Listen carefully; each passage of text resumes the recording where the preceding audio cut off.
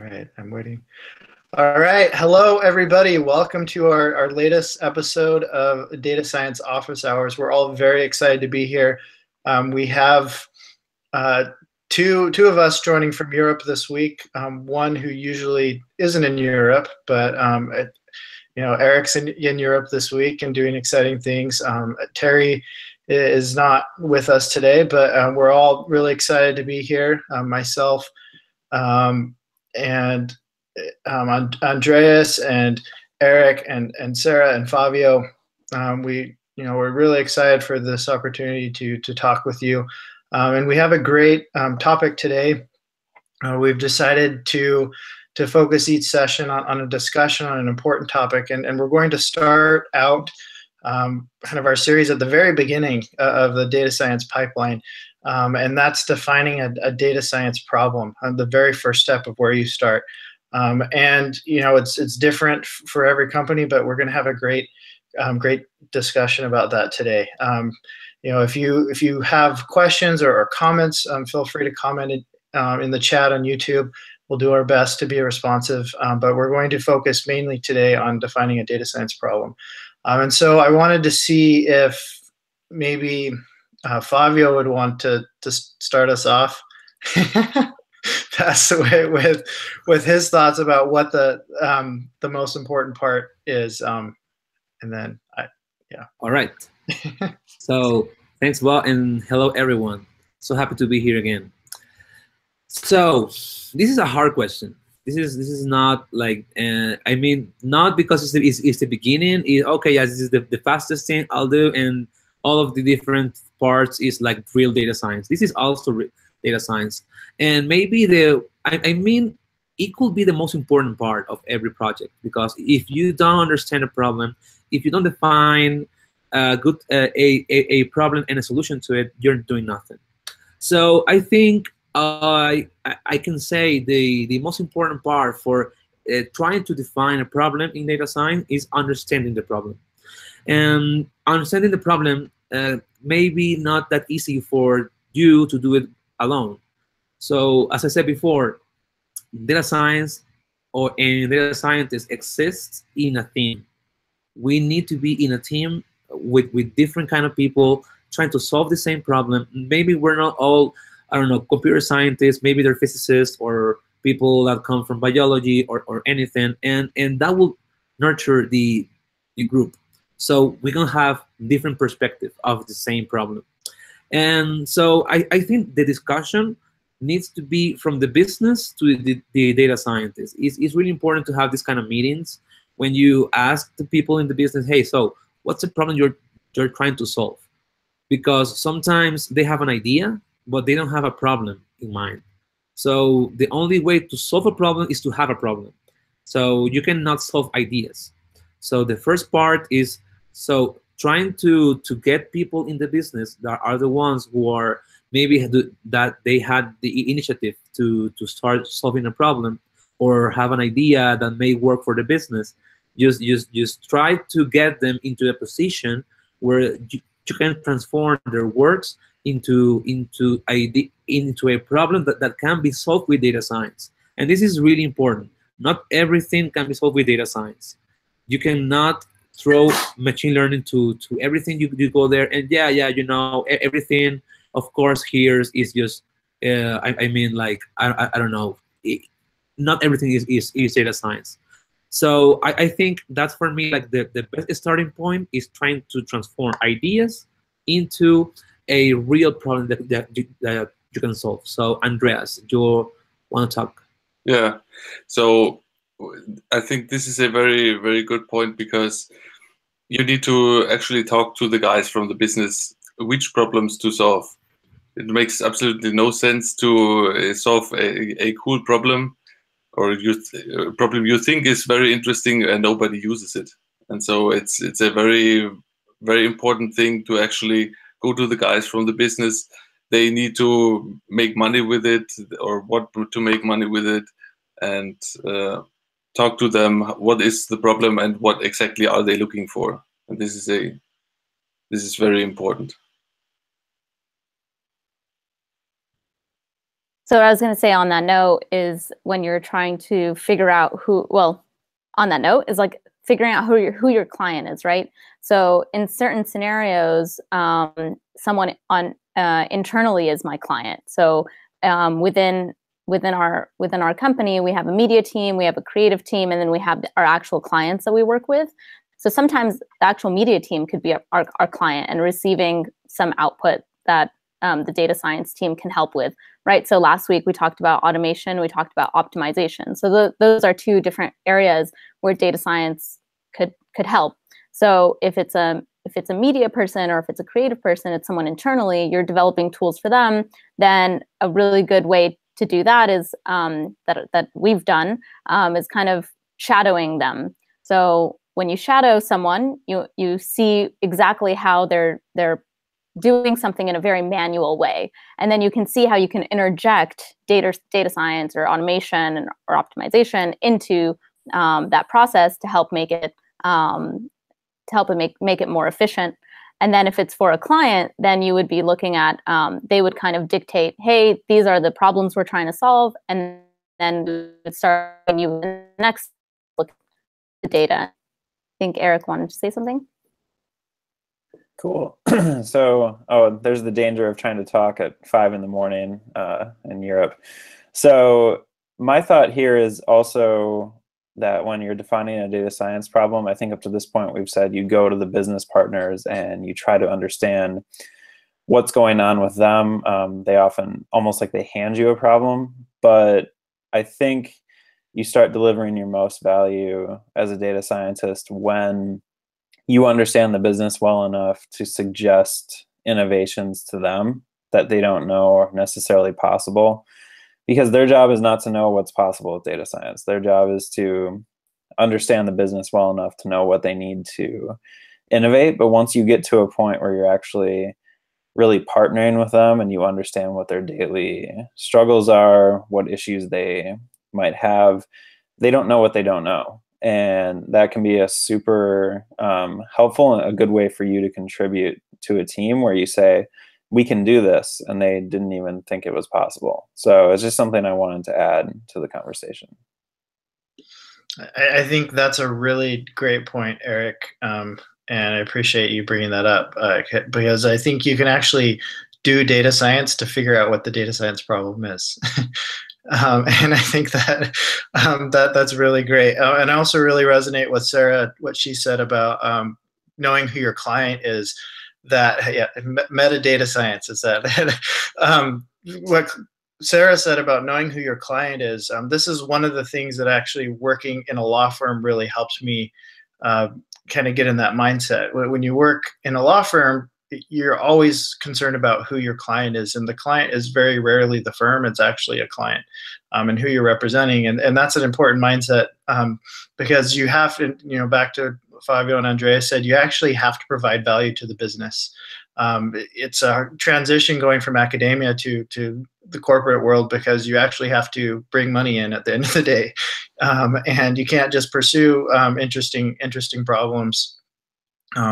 And you further show your value by finding interesting problems or finding problems of value and solving them, problems that maybe the business didn't know. So very much agree with what's been said so far.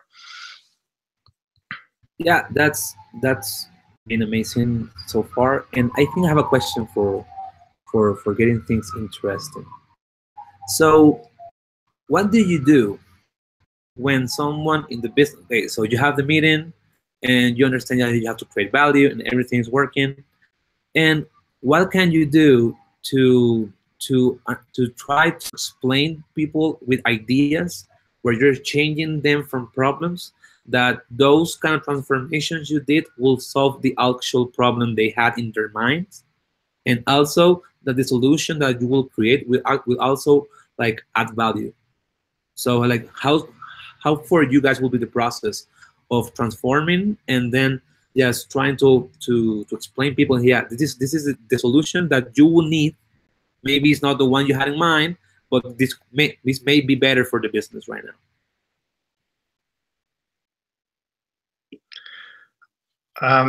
I can answer that real quick. I know, unless Andreas, you have something that if you want to talk to that. Yeah, I want to quickly, in the chat, Nick Ryan said, let's say he said, customers don't know what they want. Stop expecting customers to know what they want. And this is actually a part of, I think, what we are talking about. You need to go and listen to them, what they expect, what they want, what the problem is, but don't expect them to have to give you the right way to make the solution. The innovation needs to come from the data science part, and maybe it's or very often it looks very different than what the customer expects. But yeah, you need to listen. You need to either way listen to them and come up with a good solution that maybe looks very different. Yeah, I think on that note, something that I've noticed is that, especially like coming from a company that's serving a client, we come with the assumption that they know what they want, right? So it's when you realize that they don't know what they want that you can come up with, right, data science, like methodology and ways that we can actually try and arrive at a solution that might be kind of what they want, or as close as we can get. And then what I'm realizing is that they're more receptive than we think they are to your ideas. So if you come up with something much better, then, I mean, just propose it and say, this is the way we should approach it. And yeah. I've been a customer in some other cases, and I know I know some cases where they ask me questions, how to do that, how do you want that solved? No idea. Let's come up together with a good solution for that. Well, and I think those are all really good points. I think part of what it comes down to is understanding what the underlying pain points are of the process. So people may be asking for something, but that's not really what they want or what they need. And once you can point out that this is what you really, then that's a really powerful thing. I remembered, and to answer, Fabio's question, one, my first data science job, I was working for a marketing consulting firm, and kind of with a general directive of, we have a lot of data, we need to be doing things better than we are. What should we be doing? So very vague kind of data science problem. And we were managing marketing campaigns for our own clients. And I realized for one client in particular, that they had been doing a newsletter for 7 or 8 years. And the marketing team, seemed like they were struggling on advice of what to tell the client to write about. We weren't actually writing the newsletter for them, but we were directing that. And so I was able to kind of dig in, started out with just some really simple analyses, and then got all the way up to figuring, doing some NLP stuff, and came up with a story of, when this client talks about something useful to their customers, that's what actually performs well. And I had the data to show it up. And when this client is talking about an award that they won or something internal, they're just kind of met with cricket silence. And that was a message that the marketing team really resonated. Like, okay, intuitively that makes sense, but now we have something we can articulate and tell our client and say, we need to do more how-tos, more tutorials, more trainings, and that's something that will really help. So. I think this discussion is really good in terms of like listening to the client. I also want to emphasize that it's important to think about listening to the client not just as a one-time thing. Like, you don't go and just have a single meeting and then you go back and define the data science problem and then do it yourself. Very often it's a really good idea to have final sign-off before you start doing anything. Make sure that they're on board with how you define the problem. Also try to define the problem so that your contribution is measurable in some way, because at the end of the day, in a business, it's important that you're able to say, what did you contribute? What value did you add? And how you define the problem often either sets you up to do that or it sets you up not to do that. So I think that's something to consider. And just for people who, whether you're in a large corporation or a small one, your value, like think about writing your end of year review every time that you do a project. Like, what is it going to add to the value that you've contributed to the company? Yeah, and one interesting thing that's happening where I work right now in BBVA, so we're trying to do an approach like is agile data science, and the process of defining a problem is quite interesting because yeah, you start with like a planning for the maybe 3 4 months that you may do something, but things change. I mean,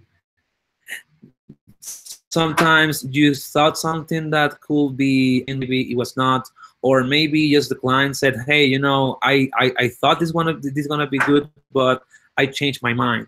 So I think something really important in these meetings that Eric talked about is to try to be open with the clients or the business you're working with, and trying to see if your solution is providing the things they want, and maybe if they want more things out of you, to for that to come up as sooner as possible, because it's always a problem when you're working with a problem for months, and in the end, hey, you know, I wanted to tell you something 4 months ago, and I had this idea and I think it's really important, and that will mess up the whole process. So I think this kind of full communication between the business and in the data science team is really really important for having an updated solution to the problem and an updated state of what is the current solution for the problem they had in mind.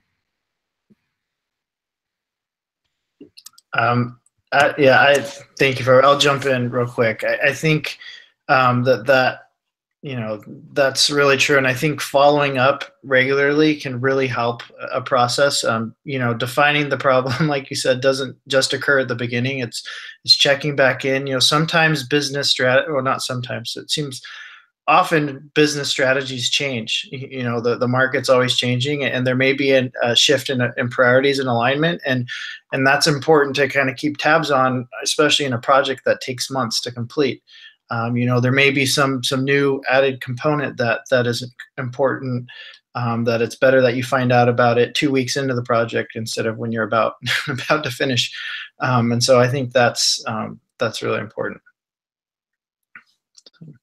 Something that I wanted to mention is that, okay, so once we've figured out, okay, the client wants X, then there's the problem of, okay, what data do we have available to us right now? And is that data going to help us arrive at the solution that the client wants? Is that going to answer our question?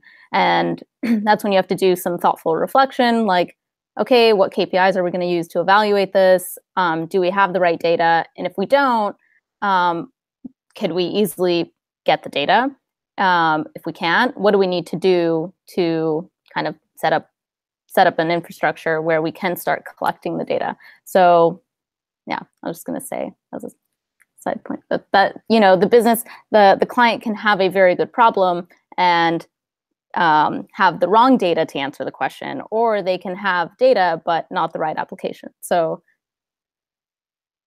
yeah, and on that side, how would you say is the best way to document all of this process? Because I know we've been talking about, hey, you know, this is a really changing process of people. Hey, you know, I don't have the data, but I got it from somewhere, or maybe the problem changed. So how would you, like, I don't know, suggest for a clean documentation of this, the process for translating ideas into problems and changing the problem after that, and maybe just what things have you done or your group to solve the problem? I mean, what's the best approach you can go with a documentation here?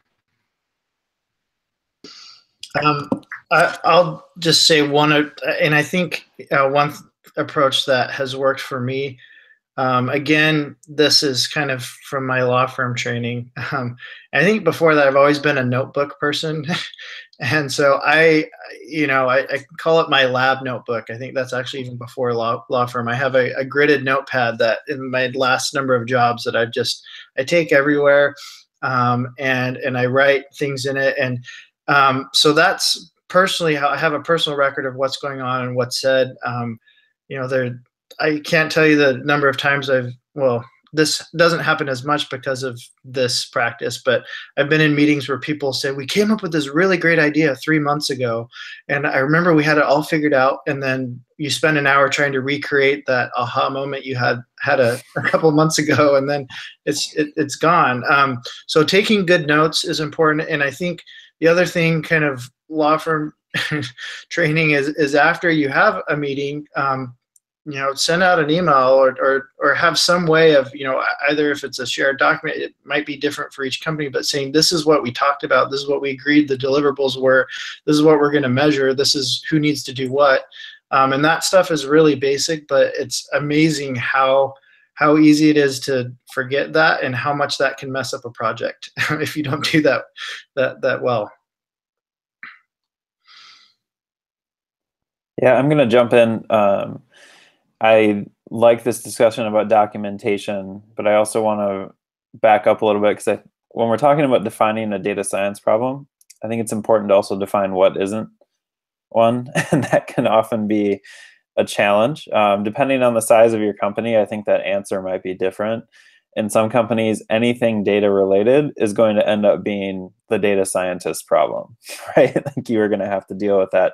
In other companies, though, like at LinkedIn, we're really fortunate. We have groups that handle different aspects of the process. And so trying to be direct about what falls within our scope of responsibility and what doesn't often helps define who should be handling a particular problem. Like, in some cases, dashboarding is something that if it's just a foundational move of our data to dashboard something, maybe that isn't going to fall within our scope and it needs to go to a different team.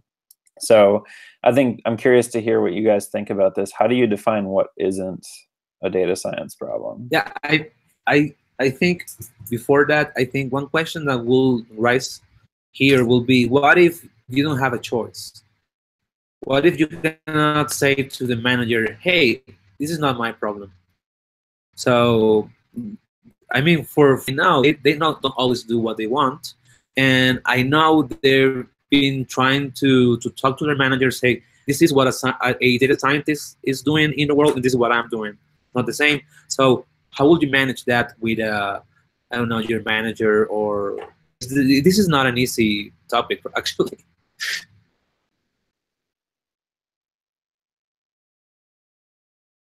So, Eric, you should answer this. I'm thinking. You tossed it right back at me. I was like ready to just sit over here and enjoy it being 5:30 in the morning. So I think that conversation has to come up. You have to understand your company and the scope of what its data science team is responsible for before you ever bring up that conversation with your manager. I would say that in a lot of cases, if the request is ad hoc and it's a very quick thing and it's only going to take you a couple of hours, then don't go through and say, hey, this is not what a data scientist does. Just do it. Just get it done, finish the work. But if it's something that is going to take you multiple weeks, I think it really requires a conversation about what your responsibilities are, because at the end of the day, a company is paying you pretty well to be a data scientist. And so a question is, are they having you focus on the most high leverage and high value problems?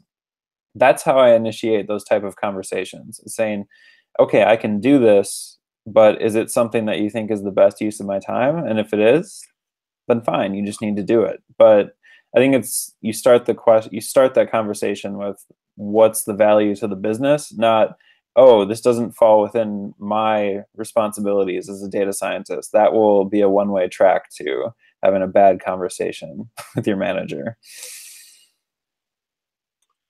Eric, what do you think? Being bold, if you can solve it with Excel, it's not a data science problem.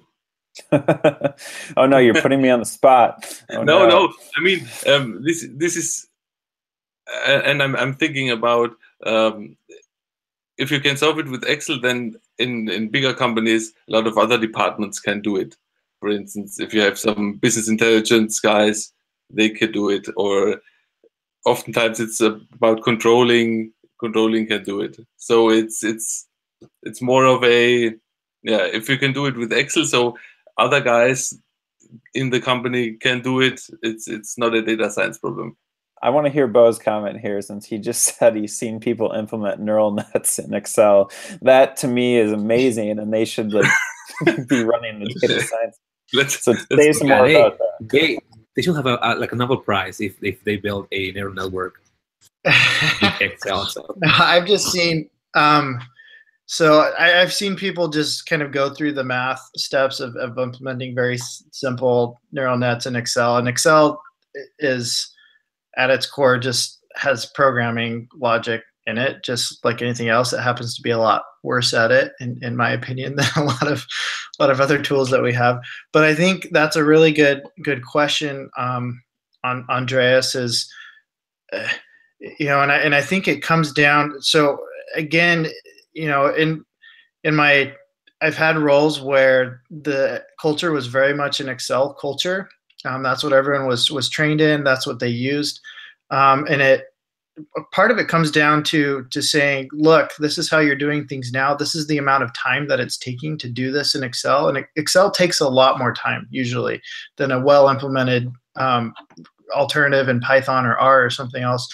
And then just saying, look, a lot of times they don't know what the possibilities are of the alternatives. And so you have an opportunity to educate them as we can streamline this, and then no one will have to do this every week. It'll just be kind of push of a button. But I think Eric's approach, you know, is the same. It is, you don't want to appear unwilling as kind of the first thing. You want to say, I'd love to help the company. Is this the best use of my time? You know, if I'm going to do this approach, this is how long it will take. It might be a better use for me to focus on the things that I'm good at, and you know, and it might be a better use of the company's resources. So I think that's a good way to have that conversation. So, but oh, Sarah, you were talking. Yeah, don't worry, Sarah, you do. No, it's fine. Go ahead. All right. So the thing I was wondering is like Eric asked, it's like, hey, how can you define that something is not a data science problem? And that's really hard for some companies, because as Eric said also, when they have data, they think this is a data science problem. So I think one of the ways of solving that kind of issue is to talk to your manager or maybe the people who arrange the team, and trying to see if they really know what a data science team is. You have data analysts, you have data scientists, you have like business people, BI people, and I think if they have that clear, if they know what a data scientist can do, I think that'd be easier for you and for the business to define what is a data science problem and what is just, hey, you know, this is a query. You can go through the data analyst, he'll make it, and that's it. This is not a problem that will take months, and you need a backlog of information and people wondering what's the thing here. So I think that a good definition of a team is a good way to solve that kind of problem.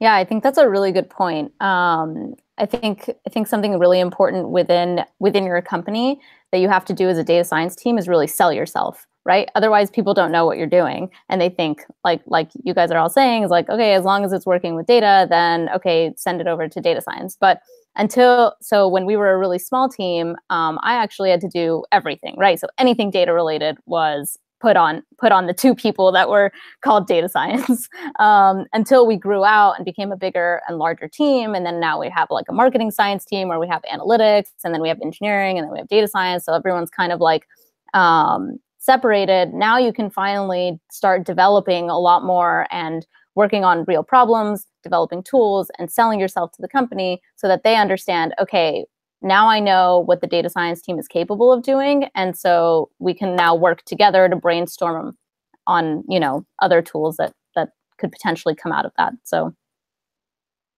I think selling yourself to your company on the tools that you can make is really, really important.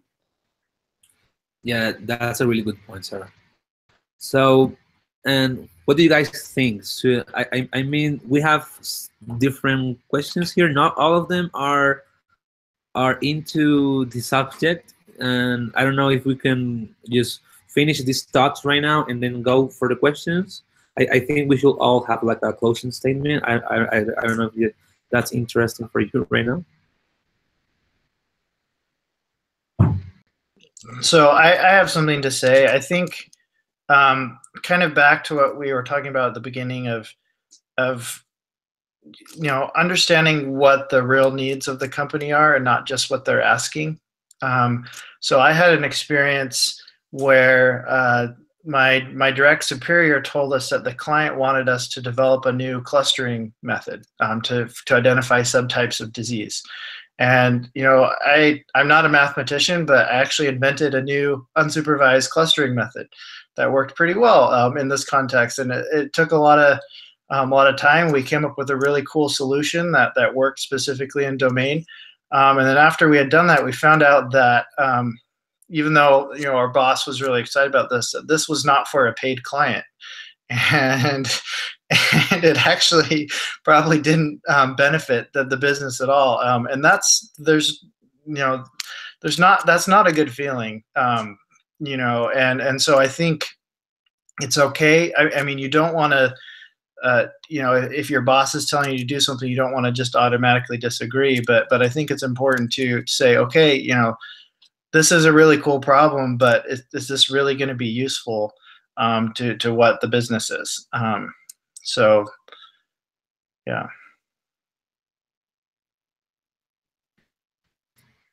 Yep. So I have some last thing to say about this, and I think like we cannot stress enough that you should know the business. You should understand the business, and this is not easy because every company is different, and maybe you're not a banker and you work in a bank like me, or maybe I don't know, you're not a biologist and you're working for a biology data driven company. So I think you should take the time, don't rush, and try to understand the business with the help of the stakeholders and business people. And that will make so much easier the process of transforming an idea into what a data science problem is for your company. I think that's really important. Yeah, this is. I mean, this is also what I'm taking with from today. I think we can all agree the understanding the core problem is one of the points that are most important, and communication with the business partner. Those are the main things you need to define the data science problem. So Am I missing something? No, I think you're right on track with how to define that core problem. Those questions that during an interview that people ask, like, do you have any questions for us? That would be a fantastic time to ask, what does data science actually mean at your company? You don't always have to wait until you get into a company to figure out the answer to that question. And if they produce an answer that is, one, totally unclear, or two, sounds like you're just going to be building dashboards for the rest of your life, then maybe think about how your fit is going to be at that company. I think most companies should have a pretty good sense for what data science is there. And it's okay if they say it's everything data related, but at least they're being straightforward with you during the interview process. So that's my thought, is you don't have to wait till you're in a company to figure out what data science means there. There's a lot of chance to do exploration before that. All right. Sarah, do you have something else to add? Yeah, no, I think all of you guys make good points. I think Eric's point was really great. I think the one thing that we struggled with the most was kind of defining that separation between data science and everyone else. And like, so my main takeaway today would be, kind of as you're developing things, I mean, make sure that everyone understands your impact on the business and on to your clients. So being able to communicate well what you're working on and how that's impacting the rest of the business is going to be a very important skill. Great. I think we can go now to the questions that people have. So not all related to a topic, but one of them is quite interesting. It's from Raul. He asks, should we stick to a domain like marketing, finance, or something like that before entering the data science field?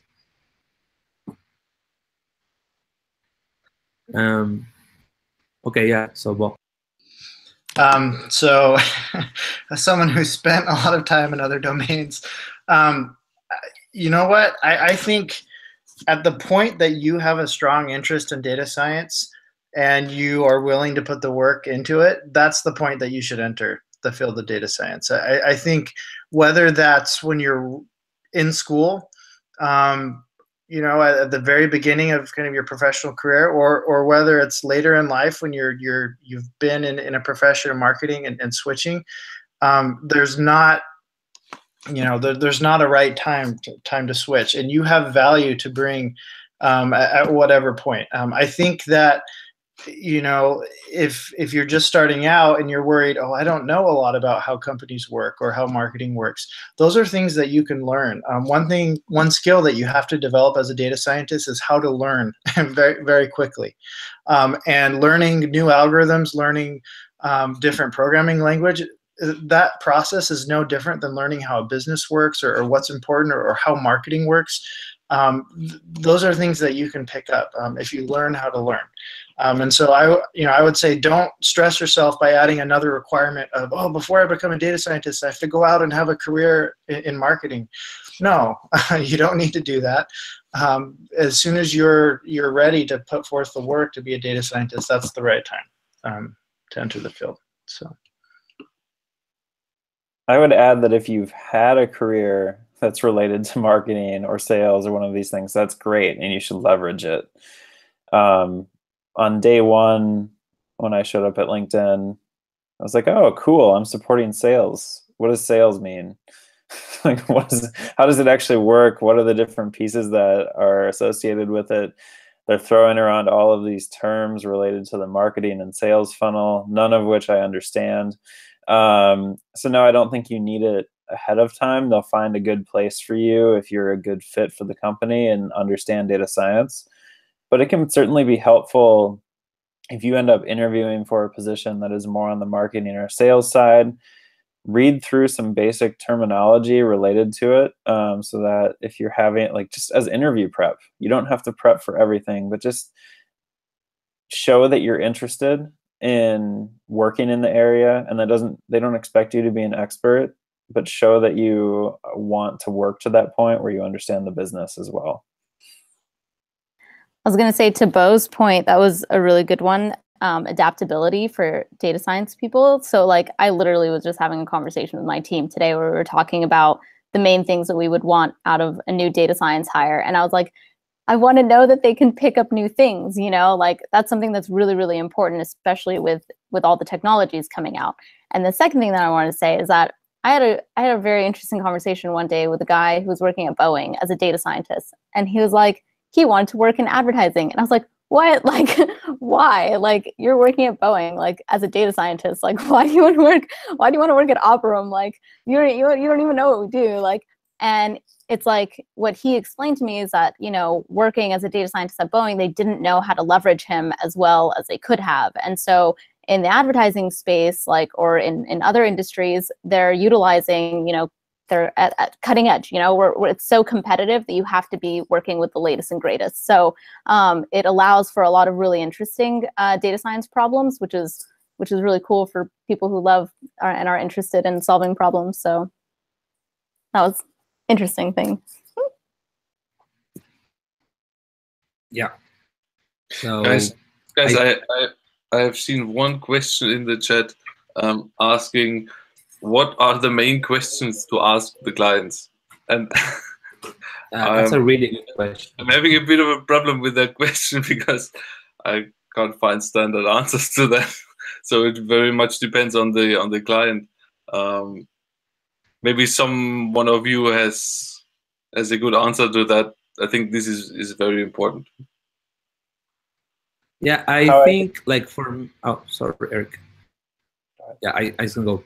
So I think for me, the thing that matters the most is that you have to understand what is the vision for the company you're working for. I mean, like I work in a bank, and sometimes they have like this meeting. Okay, so this is the things we want to do this year or these 3 months. So I think having a good idea of what the business wants for a short period of time, a mid period or a like big period of time could be really good for you to try to get the most out of them.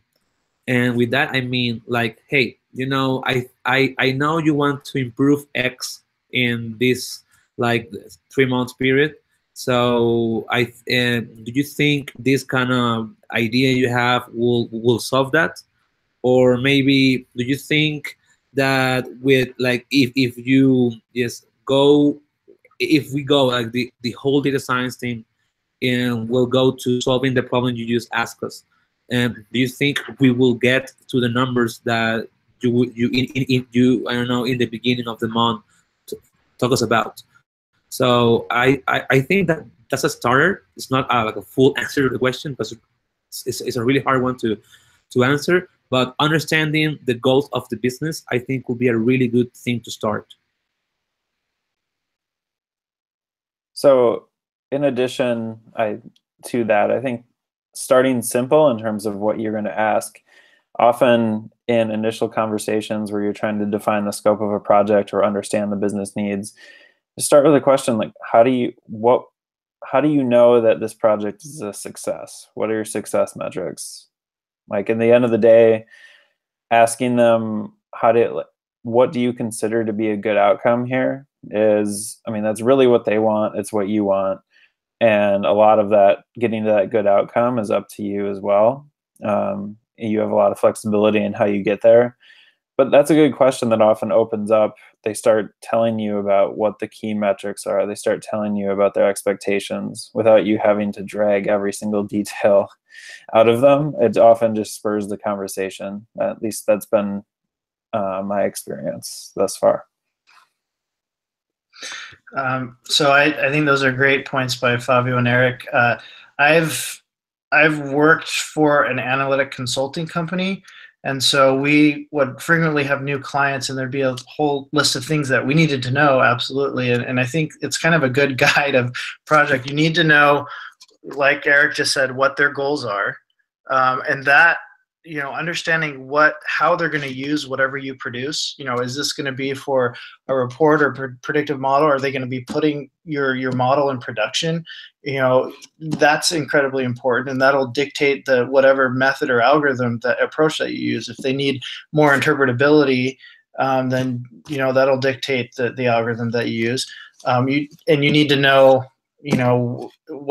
what kind of system it's going into, if it's going to be in production. That could dictate your choices on development. I always ask about the data. I think Sarah brought this up earlier.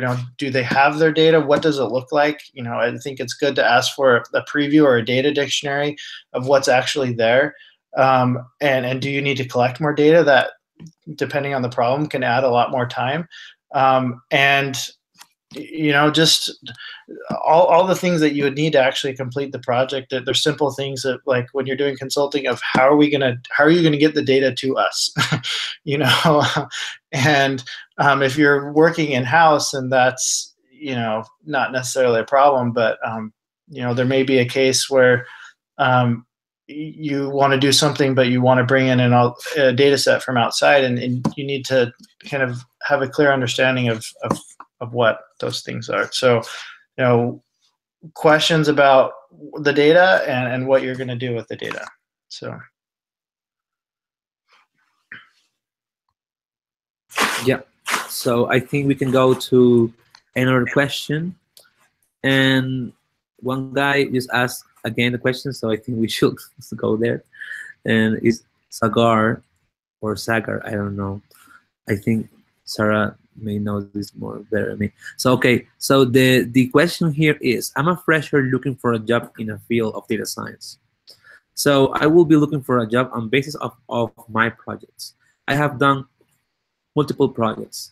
How many should I include in my resume? Okay, yeah. Whoever wants to jump in. I don't know, all of them, just like depends on which ones are relevant actually, to the job that you're trying to get. So if you've done multiple projects in NLP and you're applying to a company that focuses and specializes in that, then having those on hand would be good. But also, I wouldn't say to limit yourself in any way either, right? So you'd want to highlight everything. I mean, maybe yeah, I would say in some shape or form include all of them, but highlight the ones that are most relevant to the job that you're applying to in the company's needs.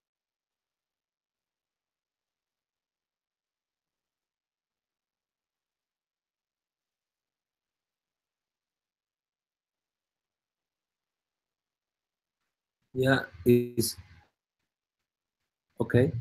All right. So I think I have something to add here. And one of the things, I mean, I've been talking with a lot of recruiters just to know what they want, because I know it's not easy for them. I mean, this is a new field, and someone just told them, "Hey, we need 12 data scientists," just because. And so I think what you should have in mind is you should create a different kind of resume for each company you're applying to. And this is a hard job. This is a really hard job to do. And maybe if the company is really interested in like projects, include all of them. And just, but not just like, hey, I did this. It's like, why did you do that? What did you solve? How's the process? Like, how was the process you followed to solve the problem? Which algorithms do you use to solve the problem? I think this is more interesting for a company that's looking for some kind of things. But if you see a company like, hey, we only need like company or enterprise experience, and maybe for those companies that won't be that important. So yeah, just add the 2 or 3 you find most important or more interesting in, or the things that you really want to talk about, because understand that everything is in your resume. You should have a good idea of how of what is that, why you did it, and how you solve that problem, because that will come up in an interview. So if you just copy a project and you have a notebook that has 2 different cells from the first like your project, and if you really understand what you're talking about and what you did, I think you should add that in your resume.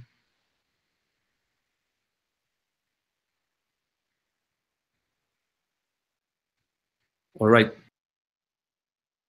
I think we can just go now to a different question. Someone, okay. So Can I sneak one in? Yeah, of course. I have seen one. How often should you talk to the client? That's how often? An interesting point. That also depends on the client. My goal would be as much as possible. So usually, what you do, you have some recurring meetings, but what I, as a client and as someone who's doing the work, as often as something comes up, quickly send an email or do a phone call and get the question answered and get the feedback to the customer what he wants. And yeah, but Andreas, what if what if you're working in a consulting firm or as a freelancer? That's not that easy for yeah, you cannot say to your manager, hey, I want a meeting with this guy every week. I mean, of course that will be like the amazing world, but sometimes it's not that easy. So how would you like manage those situations where you're not able to contact the customer? Yeah. So can I have a thought about this? Yeah. Well, a couple thoughts, and I'm probably talking too much, but I've done a lot of consulting. One is I think it's important to have two types of communications you can think about with clients. One is you want to have a regularly scheduled meeting, kind of progress update meeting, and you want to make sure you actually have progress. If you think about, there's nothing worse than watching a progress bar on the screen and having it not go anywhere. The same principle with client meetings. Even if it's a really long project, if you're having a regular meeting, you want to have some update to share. So that's good to have a schedule beforehand. And then the other type of communication is if there's a problem or something that needs feedback, and that should be as soon as it comes up. Earlier, the better. Because you can often resolve things, and it's really painful to be in the situation of, oh, we had this issue that we found out about last month, but we didn't reach out to you, and now we're delayed. so I would say that if you're inside a company, hopefully with your manager you have some kind of scheduled regular meeting with the client. But then if some issue comes up, talk with your manager and say, hey, we need to reach out to the client and get their feedback on this. So.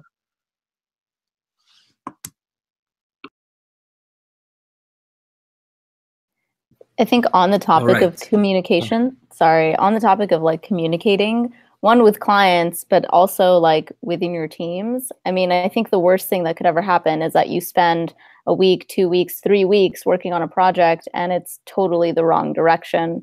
And you find out 3 weeks in when you could have had a resolution from the very beginning. So I think that the key takeaway here is communication is so important within your teams, and I mean obviously with the clients. So at any point that you can nip something quickly and actually change course as soon as possible would be ideal, so that you don't waste a lot of time doing the wrong analysis or something that's not going to be useful. I'd say regular meetings are very important. Yeah, team I meetings think they really and, are important. with the clients. So I'm not really. I can't really get to Fabio's question that the client doesn't want to get contacted. So, I don't know. if that could happen. I don't know. All right. All right. Yes. So I think this is an interesting question. It says, do you think the traditional ETL BI team will be replaced by the data science team? I mean, like changing, like vanishing. I think that's what he meant. Like we as data science will banish them. I'm gonna go first because we have a lot of people in the business side, and they're really important. I mean, they normally have like a lot of good insights of how's the business working, or how the development process of the business into that point went. So I think the BI team will not be replaced. I think we are helping them, like solving problems right now. I don't know, for some companies, maybe some data science plays the business, the team. At least for me, we're working as a team and trying to use our different kind of knowledges to improve and add value to the business.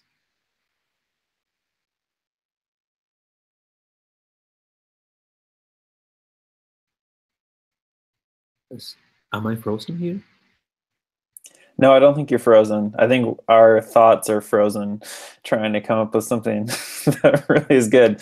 I have a hard time imagining this happening, particularly in larger companies, where I think, again, it comes down to a question of allocation of resources. If you want to get the most value out of your data science team, then is it going to be coming from the ETL process?